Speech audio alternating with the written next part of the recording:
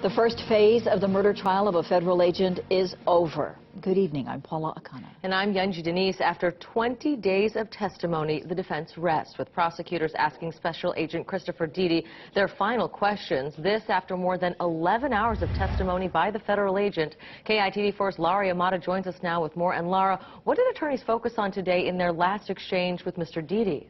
Some primary points. It's been 3 full days of testimony, more than 6 hours for the defense. Today, it was primarily the prosecution's day, pressing Deedy on why he didn't just leave that night, why he didn't try to stop the fight with his friend, or why he couldn't use other means besides deadly force. And one of the most pivotal points in their case, the reason they believe he made bad choices, why Deedy drank while carrying a gun. I have been in deadly force situations, but I had never fired my gun at anybody. Prosecutors believe it was Special Agent Christopher Deedy's night of partying that clouded his decision-making the morning he injected himself into a situation at a Waikiki McDonald's, engaged in a fight, pulled out his gun, and fired 3 times.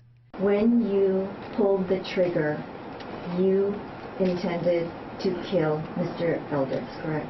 I intended to stop the threat. Deedy says a seemingly drunk and aggressive Colin Eldritz came at him first. Toxicology reports showed alcohol, marijuana, and cocaine in Eldritz's system. But prosecutors argue Deedy was intoxicated too, hitting several bars that night, Deedy admitting he had about 4 beers. Deputy Prosecutor Janice Futa pressed him hard on the policies for an agent carrying a gun. No, you cannot. You cannot drink and carry. They're speaking about being on duty. You can't apply some activities to on duty and others not. How much he might have had to drink was raised repeatedly, Futa questioning why the agent refused a blood alcohol test and why he told medical staff he had not been drinking. When she was asking questions about my medical history,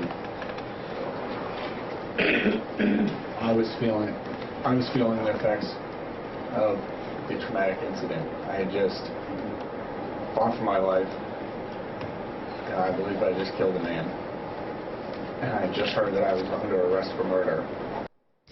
Now, Deedy says after the shooting, he asked repeatedly for a representative, but didn't get one, saying he did not think he was drunk and would have taken the blood alcohol test if a representative was there.